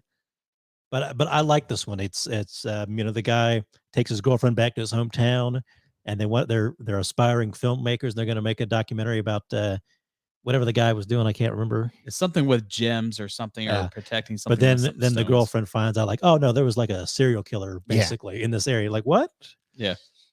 And this one's got sort of a funny reference for me, because there's early on, we find out that the mom has a bunch of VHS tapes of a show called Bergerac, and it was a BBC show back in like the 70s or something.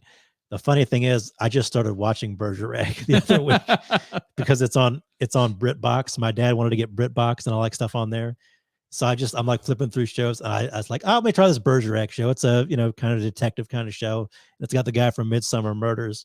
So when his mom's got a bunch of VHSs of Bergerac, I'm just kind of like, have they been paying attention to me? Yeah. Are they? Are they pandering to It was just a weird coincidence for me. I'm like, okay.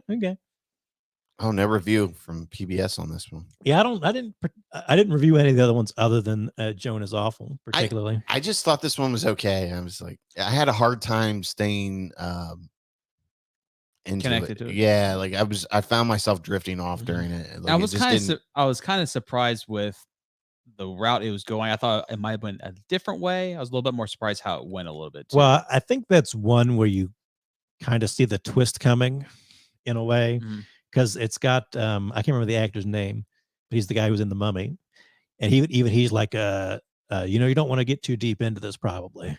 You kind of see where it's going in a way, and sort of the deal is that it's another shot at Netflix basically. Yeah, because in the end, some terrible stuff goes down, and a Netflix Streamberry type documentary is made off of these horrible events that just happened to this person.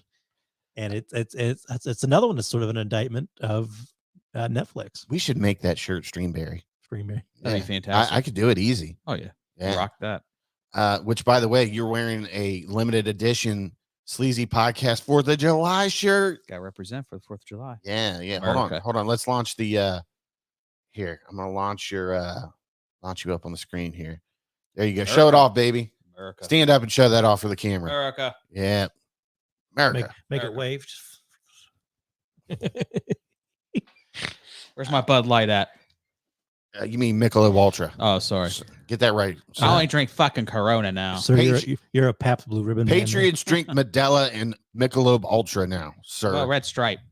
There you go. Yeah, Red Stripe. A real American beverage. All right. So the last episode in this is called Demon 79. Northern England, 1979. A meek sales assistant is told she must commit terrible acts to prevent disaster, which is the end of the world, pretty much. That was probably my least favorite as well. And yet again, none of these are bad episodes. They're not bad episodes, but this in particular was much like the Maisie Day one, where it just didn't feel. Well, if you watch closely during the opening credits, it says it's a Red Mirror episode. Oh, yeah. So I think, I don't know if it's official yet, but I think Black Mirror is trying to spin off a more horror-oriented anthology series, or that's just going to be what Black Mirror becomes. And I think that was sort of them dipping their toe in the water on this one. And and I like how it's shot though, because there's some cuts in there, like it's old film from like 79. So I did enjoy that. I thought it was really a nice touch to it. And almost all these take place in the past. Or alternate past, basically. I liked I liked the people in this episode, but for some reason it was just my least favorite. I had a hard time staying engaged with it. I did too. So I'm starting to judge things based on whether how entertained they keep me and how engaged they keep me. Like if I don't touch my cell phone during the thing, then obviously it was great. But when it's almost like that episode of Family Guy where Peter's driving and the comic book comes in front of his face. Like I feel like that's me when something isn't entertaining. My phone starts to see sit in front of my face. come up. Yep. Like, Yeah, Time to get into TikTok real quick. yeah, exactly. But yeah, this one was just okay, I thought, and no knock against the people that did it. I mean, it's a fine episode, but I don't, for some reason, it was my least favorite of the 6, I think is what there is. Yeah. I thought it was pretty well done. The girl she basically unleashes a demon. She has to kill 3 people in 3 days, and the world's going to end. Yeah. And you can't kill innocent people.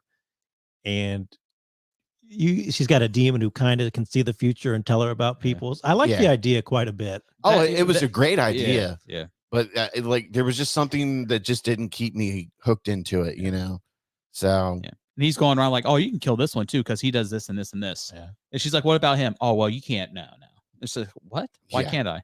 It just seemed I don't know. That person's kind of evil. They like him. Don't kill him. Yeah. I mean, he's gonna bring us business, Yeah, I like I said, I like the concept of that one. Yeah, quite a bit. Yeah, I like the guys like, can you not eat your?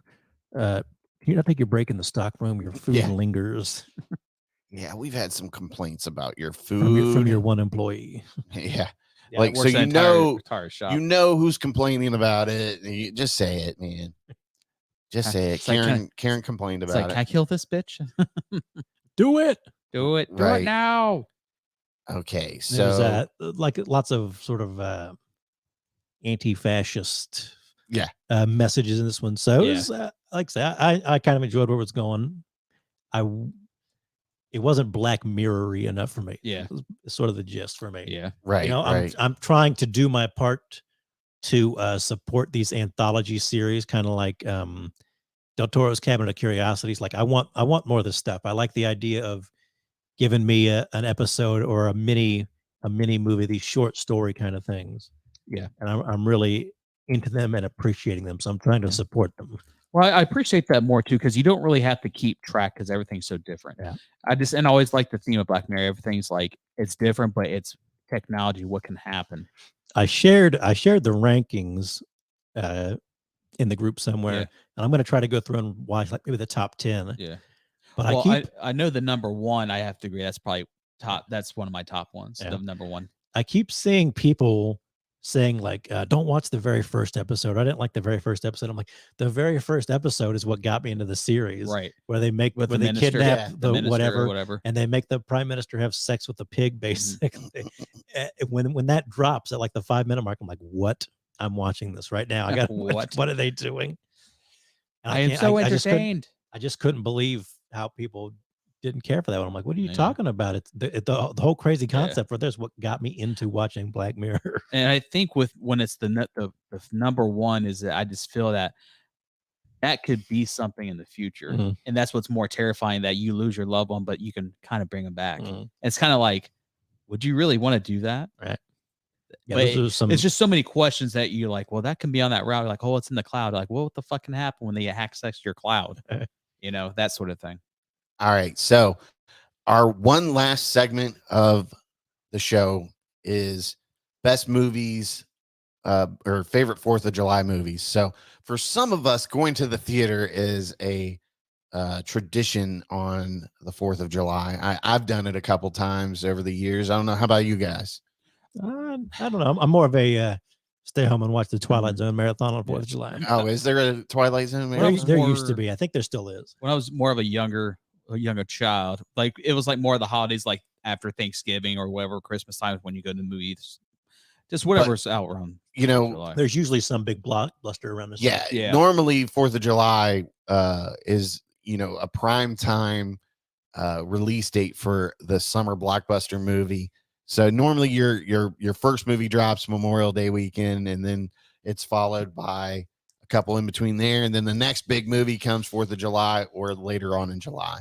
So I thought it would be cool to do like favorite 4th of July movies, but it seems like people have different mixed reviews of what movies to watch for 4th of July.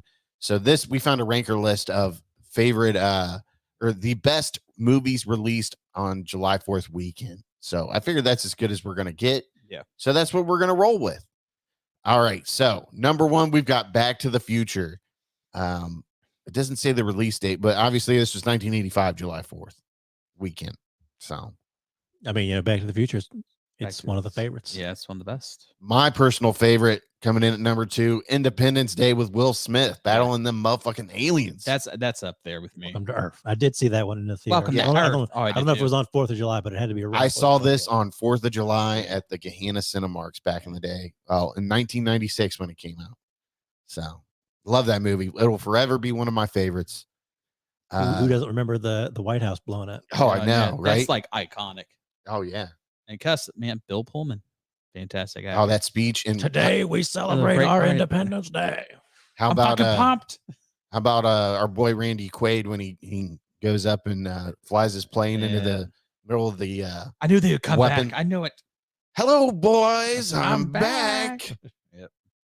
back. So number 3 coming in, Men in Black. This is another good one in 1997. That was a That's fun one. I great. This saw- was I a really fucking fun movie. saw that one in the theaters too. I Yep. love Tommy Lee Jones is just great. Another Will Smith was like the king of 4th of July back in the day, Yeah. wasn't he? Look at that. Yeah. Well, 2 What- years back to back. Say, what years were those out? Yeah, 96, 97. I think one of the funniest, it's still funny to me where there's a scene. He's like, don't give me no stupid nicknames like kid or whatever. He's like, Yeah. yes, like whatever you say. Yeah. But for Oh, those of man. you youngins that don't know what these first 3 movies are, fucking watch them. Yeah. For those of the Gen Z crowd watching this podcast or listening, you gotta venture out and watch these movies. Yeah. Okay, coming in at number 4, Terminator 2, Judgment Day, another one. T2's Fantastic. got to be above I'm gonna Independence Day and Men in Black for me. at the very least, it needs to be above Men in Black. Yeah, I would say. If you told me to pick a movie from the 90s, I'm probably picking like Terminator 2 Judgment Day. It just is very 90s to me. It's like set the tone for like big blockbuster action movies for the 90s for me. And it's so funny because you see that, then like I think it was the Arnold documentary when James Cameron presented the script. He's like, I don't kill nobody. He's like, Yeah. no, you don't, because you're a good guy. He's Can like, I shoot someone in the leg? He's like, yeah, you can do that. Okay, that's T2 is an all timer for me. It's like Yeah. it's up there with Back to the Future. It's And just it's Robert in my Patrick, DNA. Yeah, It's in my Robert DNA. Patrick, man, Oh, he was great. 1000. Did you guys see that picture of the behind the scenes? Yeah, How they mapped him out for the That's- liquid? yeah. Back before they had like mocap suits and all that kind of Yeah. stuff. They put all that tape around him and he's in Got- his they got him whitey s- tighties. They got them striped up. Mm-hmm. Classic for me. All right. So I haven't looked at anything past number 4. So Yeah. Apollo 13. By the way, Terminator was 1991, directed by James Cameron. Jim. the bravest Good on. pioneer. All right, 1995, Apollo 13 coming in at number 5. Didn't see it in a theater, but I like Yeah. Apollo 13 a lot. Yeah, I'm gonna Yeah, I up didn't that see it in one. theater. It's one I've Apollo 13 is just one of those movies when it's on, you just got to sit down and Yeah. watch it. Whatever part it's in, you just sit the fuck down and enjoy it. it's one of those ones I rewatch maybe yearly or every other year or something like that. It's one of those ones you can put on and like watch every second of it, or you can put on like fold your laundry and then go do some dishes and watch part of it as you're vacuuming or whatever. Absolutely.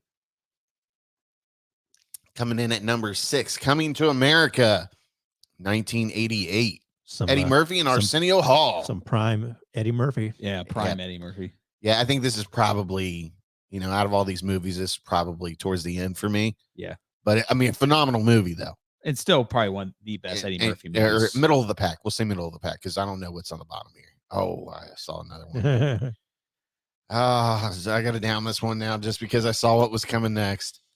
Not that I have anything against Coming to America. Phenomenal movie, but A League of Their Own. Still and I- crying in baseball. I just Great watched fucking that, movie. yeah, So is Tom Hanks, was he like the king of 4th of July weekend before Yeah. Will Smith? probably. I got to up this one. This is another one like Apollo 13. Like I can sit down and watch the whole thing, or I can just put it on and do other stuff. And I check haven't back watched in. this in years. I want to watch it. I just now. watched it the other day. Did you? Oh, it's still great. Yeah. I think it's still on TV like once a month or something. Yeah, like it's a great movie. I mean, it's timeless. So Nothing like seeing Tom Hanks as a fucking drunk. a drunk pissing in the Yeah. was he pissing the urinal in front of all of them, or Yeah, is it a sink or something? It's like a sink or something. Yeah. They're like, oh my god, he's like, Yeah. A lot of great actresses in that one Oh, too. yeah. Gina Davis, Davis, Madonna, Rosanna, or not Rosanna. Rosie O'Donnell. Rosie O'Donnell, not Rosanna. Rosanna, Rosie O'Donnell. For some reason, I got Roseanne on my mind because of her interview with Theo. You know who Theo. needs exterminating? Never mind. Yeah. those people do. When he said that, when she said that, he just saw him like, like- oh shit. he's And that's bad for him to do that. Yeah. Oh fuck. Die Hard 2. Die Harder, baby. So we up that one. I'll just leave that one there. Bruce Willis. I mean, I love Die Hard too, but it's no T2. No, and Yeah, it's it's no Die Hard 1 either. Right. 1990. Or Die Hard though. with a Vengeance. Die Hard with a Vengeance is fucking. That's weird amazing. that it came out in July with it being themed around Christmas too. You know? I think I'm surprised Die Hard's not on here because I thought Die Hard 1 came out in the summertime as well. Maybe just not July 4th. right. Yeah. Maybe it was like August or something. And it's still Look that up, producer. See if you can beat PBS to it. no. He's got it on the phone. Despicable Me 2. Whatever. I have no opinion on this one. I've not seen it. So July 12th or 15th for Die Okay. Hard. July so right after that weekend. Despicable Me 2 comes in at number 9. You can put that down. I'm gonna down that one. That just hasn't been out that long to have. Okay, Spider-Man 2. Move Now on. we're cooking with Tobey Maguire and Kirsten Dunst and James Franco. You can move it up. 2004, Sam Raimi. That movie's great, I dude. mean, a lot of people It's still say that's like One of the best maybe comic book movie. Yeah, I think Spider-Man 1 and Spider-Man 2 collectively are the best comic book movies. Yeah. Sam Raimi just fucking got that character. I mean, I got all the characters in the story right to me. Armageddon. You know, everybody makes fun of Michael Bay, but fucking Armageddon. Hey, Michael Bay had it, especially in the 90s. And Yeah. he still got, I thought Ambulance from last year or 2 years ago now was pretty good. I have to watch that one with Jake Gyllenhaal. Yeah, it was all right. I was into that one. Fucking Armageddon, dude. That's all you like. The whole summer was all about Armageddon Yeah. between that movie and, And the fucking Aerosmith Aerosmith. song. That song that I hate so much. Yeah. Sing a little bit for us. No. I still remember the day I was going somewhere in my car, and I swear it was on the classic rock station, the rock station, and even kind of like the alternative station. It was literally on those 3 stations at once. Mhm. And I'm like, what the? You don't want to close your eyes. I definitely wanted to miss that thing. I love the commentary that came out about We still need to. We need to do that. We need to find. I never watched the commentary. I You think told you me can about find the commentary online now. But Ben Affleck sort of drunk commentary. Yeah, but you can tell Ben Affleck's drinking, and he's talking about how he questioned Michael Bay, and he was like, "Michael, why are we having? And what sense does it make to have Isn't it easier to teach an astronaut how to be a driller than than a driller how to be an astronaut? And he's like, "Shut the fuck up, The Ben." fuck up, Ben. You could just picture Michael Bay saying that to him, you know, like, it's not your fucking business. just shut the fuck up, Ben. Okay, number 12, The Patriot. Oh man, I saw the Patriot in theater. That Yeah. This movie was fucking great, and it's still great. I need to get this on Blu-ray too. that was. I mean, that was Dude. like the movie of the summer or whatever. Probably. He goes on that fucking tear and that on those guys. So I got it down. This Amazing Spider-Man at 13, 2012. You can Just put it down. okay. Yeah, it's just okay. I would Even put though I have a newfound respect for that movie after the We have a last new respect Spider-Man for came Andrew out. Garfield as Yeah, Spider-Man. I'd like to see Andrew Garfield get another turn at Spidey. He's going to have to. And these multiverses that they're eventually do, he will. Men in Black 2 coming in at 14. Not as good as one. No. That's good. It's very forgettable. Listen, man, this Transformers movie, when it came out, people can say, you know, I know like the hardcore 80s cartoon Transformer fan that collected the toys hates this movie. This was a big deal. This Like, movie was a deal. big deal. And once again, Michael Bay, Dude, 2007. the chills when you first see Optimus Prime pull up and he fucking transforms. It's like your child, And look, inner child screaming. I understand that it's not quite Transformers as far as like the spark. Right. What is it that Energon cubes. And all the that. all spark and all that? I understand that it's not, but that for a movie adaptation, it was good. And they bombed the second one, and they were all right with the third one. You can Well- certainly say this is not the worst Transformers movie. Yeah. No, I right. think it's probably the best. Yeah. But the storyline that they had with Shia LaBeouf was really good. Yeah.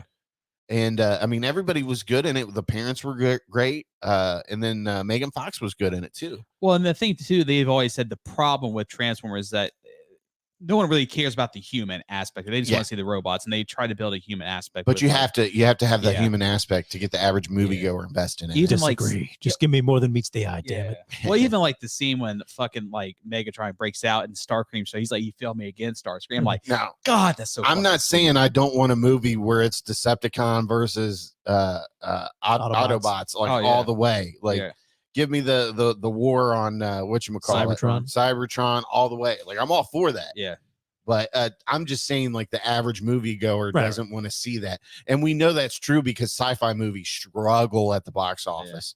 Yeah. Even really good ones struggle. So you have to admit, though, at least the first 3 Transformers collectively is good compared when they start doing the Mark Wahlberg one. They're just the Mark Wahlberg ones are awful. They're terrible. Awful. Terrible. Like, just give it the fuck up. And I heard this new one was halfway decent. I haven't checked it out. I don't know what. Yeah, because they're really not trying to follow like a storyline to it. Because like you have Bumblebee and then you have this, and you're like, well, Bumblebee was good. Yeah, Bumblebee was decent. Yeah. And then they said this is a prequel to Bumblebee. It takes place before Bumblebee. But then so they're doing like another reboot. To a reboot. I understand that. And it didn't seem like it was Beast Wars type. It just seems like they took the mentality of Beast Wars. Yeah, they took a couple of them. Which I know that defeats my whole argument earlier, but well, just like even the third Transformers, like it was like fucking Black Hawk Down. Like they're just like killing everybody. They're gonna kill Bumblebee. I was getting a little teared up. I thought the third one was really good, though. Oh, it's good. I mean, they redeemed themselves. They really rushed that second one, and it didn't make any sense. Well, it's always best when you see Optimus Prime going ape shit on everybody. Yeah. Now you die. Oh, the Firm. I love me some Firm. The Firm is a great movie. But is it a 4th of July moneymaker movie? No. Well, even though it's Tom Cruise, but it's not action Tom Cruise. I'm we're not ashamed to say it. We're some Cruise stands around here for the most part. Yeah, I like Tom Cruise. I mean, that's his 90s output, you know. Oh boy, look at this one.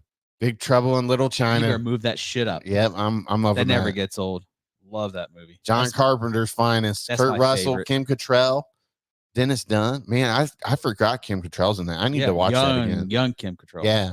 She was hot back in the day. The Devil Wears Prada. Are you fucking kidding me? Down. This is where these lists get out of hand. Is that the band?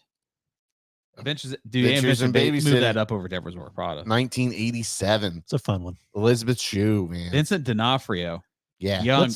Let's go back to the Firm for a second here. $42 million budget. Box office $270 million. Wow. Makes its budget back like what, 5 times? Yeah. Insane. That's crazy. Insane. Movies just don't do that kind of stuff anymore. No, they don't. Especially that kind of budget. Maybe like a comedy, but not quite as big as that. If you get like a kind of low budgetish comedy that really takes off, you can get some numbers like that. Mm-hmm. War of the Worlds, get out of here. Down. Yeah, it was okay. Yeah, just okay. Perfect Storm, down. Yeah. It was okay. That was kind of a big deal. It was just okay. Cats and Dogs. Why is this on here? Down. Yeah, down. Hancock, down. It was just okay. I haven't seen Hancock. I still liked it because of a just basically alcoholic superhero who didn't give fucks. So that's South refreshing. Park, bigger, longer, and uncut. Move that up. It was just okay. Still, at that time, it's fantastic. Ice Age, into the family movie. Superman Returns. Down. A lot of people hate that movie. I just thought it was okay. I actually gave it a rewatch a couple of summers ago. I think that's another one where Brandon Routh doesn't kind of get some credit for he's trying to be Christopher Reeve Superman. Yeah, because I mean it is a sequel to it's an in-between. Yeah, an in-between 1 and 2 or whatever. And I thought Kate Bosworth was really good as Lois. Yeah, Lois, and Kevin Spacey as Lex. He was Luthor. definitely playing an over-the-top Luthor in that one. Yeah. Well, I mean, once again, he's playing Gene Hackman. That's the problem with that movie is they needed to just do their own thing instead of playing off of the original. As much as we all love it, Inner Space. Oh man, I fucking loved this movie back in the day.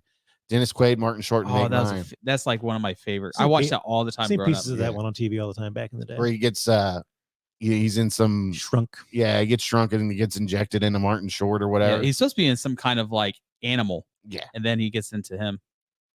Yeah, great movie though. Terminator 3, Rise of the Machines. I still haven't watched this yet, so I can't comment on this. It's okay. Yeah, that's what a lot of people say. Phenomenon with That was a really John good Travolta. movie. This was a good movie. And Forrest Whitaker. I Oh, remember that coming out. That's a we'll really bump good that movie. up. Transformers, Dark of the Moon. Isn't it Dark Side of the Moon? I think it's just Dark of the Moon. It's Dark of the Even Moon. though it's on the dark side of the moon. Yeah. For sakes, I'll just bump it up because that was a good one. Yeah. Public Enemies. Let's get that down. I didn't even watch that, but I've heard it's good. Yeah, this is just getting. Hey, wait a minute now. Don't be passing up. Sorry. The great mouse detective. It is a good movie. Is my jam, sir. I'll even Vincent Price. Basil of Baker Street, Radigan. Yep, I remember owning that on not DVD, but VHS. Back when Disney used to do those awesome the clamshells or whatever. It was. Yeah, they were like plastic. You snapped them together. Oh, those were great. Core memory unlocked. Need we say anything about this Wild Wild West movie? Ooh. That was kind of a big deal for them. Judge Dredd, 95. I am the law. How long does this list go for? The Lone Ranger? Come on. I didn't see that. I hear that that's not as bad as it was. The reputation is. It bombed big time. I think Tarantino said it was like his favorite movie of the year that year or something. Johnny Depp and the Army Hammer, the cannibal Army Hammer. Yeah. All right. Yeah, I think it just kind of gets Kiss of the Dragon. It wasn't bad. Oh, that's an awesome movie. Yeah, it Great is an movie, too. awesome That's movie. great. Baby's Day Out. Baby's Day Out. I saw that. Dude, I love that all the time. I love that movie. Mighty Morphin Power Rangers. Mark that fucking up. put that shit up. Fucking Red Hot Chili Peppers Who with was their that? skydiving. Zed in the Ooze. Ivan Ooze. Ivan Ooze. Yeah, there you go. Ivan Ooze. He was pretty funny. He's like, how about you take another quack at it? He was pretty funny, though. All right. So we are strapped for time. And this is all we have for episode 161 of the Sleazy Podcast. As always, my call to action is to share the show with your mama, share the show with just one person. Say, I fucking love this show and I think you should listen to it, because I mean, who doesn't love movies and who doesn't love TV and current events and crazy news? And for those of you that are drinking Michelob Ultra, I'm sorry that, we made light of you substituting that over Bud Light. Look, we don't judge people based on their life choices here. No. I don't care who you vote for. I don't care what side you lean on. And for the most part, I think we stay pretty neutral as far as that comes on this show. But just an observation I made earlier in the show, or I wanted to point out on the show, I should say. But okay, so like I said, call to action, share the show. If you want any Sleazy merch, you can get it at thesleazypodcast.com, or you can write us and we'll work something out with you. Anything else we should add? Check out a documentary called Moment of Contact on Tubi. Oh, yeah, that's right. You did want to talk about that. It's fantastic. Yeah, James Fox does that. He's the guy that did the Phenomenon. Phenomenon's like one of the best UFO documentaries I think I've watched. Yeah. It'll give you chills on certain scenes. Yeah. But yeah, Moment of Contact I thought was okay. It's not as good as the Phenomenon. Yeah. But it's definitely crazy how many of these people have different stories revolving around seeing this one entity. Or alien that was running around after, UFO crashed or some shit. Yeah. But yeah, it was interesting. Yeah. Suffice to say. Yeah. Check it out. And they're still talking about that. I guess there's footage of that thing that they They're captured. still investigating it, supposedly. So supposedly, who yeah, knows? who knows? Yeah. I don't. I find it, like, I want to believe it. Obviously, I want to believe, but the thing that does give it some sort of merit is one of the officers won't talk to anybody, and they even tried, and he's like, "Yeah, here. He's gonna leave with bullets." Yeah, he threatens to shoot them unless they leave. Yeah. So, I mean, that part to me kind of makes that story a little bit believable. But I guess they said that some of those girls got money or something for that story. Mm-hmm. So, but they're still like poor. So, I mean, they didn't get, and they haven't really changed their story either. Yeah. So it's remained kind of the same. And the same people who came in contact with it said that it looks super oily, like silicone, and then it had a very potent smell. It was like ammonia. Well, they said the one guy sulfur. that picked one of them up died of some bacterial infection. Yeah, he went to like the ICU at 7 a.m. He's dead at 11:45 or something like that. And then they have records of the U.S. Air Force coming in a couple hours after all that. I don't know. It's a crazy story. Check it out. See for yourself if you're in that type of entertainment. I I mean, I am, Yeah. sure. But yeah, check it out and you let us know whether you think it's bullshit or if it really happened. Robzilla thinks it happened. Something happened. Something happened for sure. It's something. You think some lizard people were out running around and that guy touched him, got some ancient bacteria in him or some shit? Pretty much. Something happened. Because it's funny, like the illustration they have doesn't look like any alien that you've seen. Any aliens that you typically see, like people describing or whatever. But or it's like one of those like teenage, it's a good documentary. And one of the more convincing parts about it is when they interview one of the guys that see it, he gets really emotional